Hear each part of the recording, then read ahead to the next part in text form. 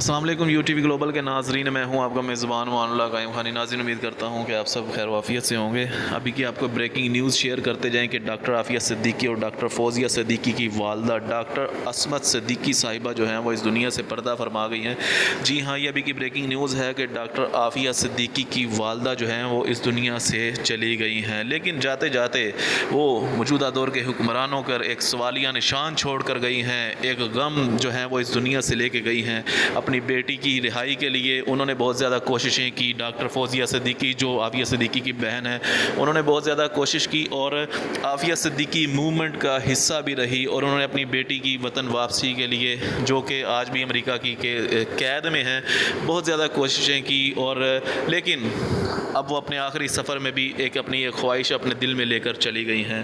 یہ تھی اب تک کی بریکنگ نیوز، اور یہ جو ہے سوالیہ نشان ہے موجودہ حکمرانوں سے، اور وہ عافیہ صدیقی جو آج بھی راہ تکتی ہے کہ میرا بھائی محمد بن قاسم کب آئے گا نور الدین زنگی، کب آئے گا صلاح الدین ایوبی۔ اور آج امت کو ضرورت ہے تو اس محمد بن قاسم کی ہے، جو ایک سندھ کی بیٹی کے ایک خط لکھنے پہ جو ہے پورے سندھ کو آگے فتح کر دیتا تھا۔ آج ضرورت ہے تو نور الدین زنگی کی ہے، سلطان صلاح الدین ایوبی کی ہے۔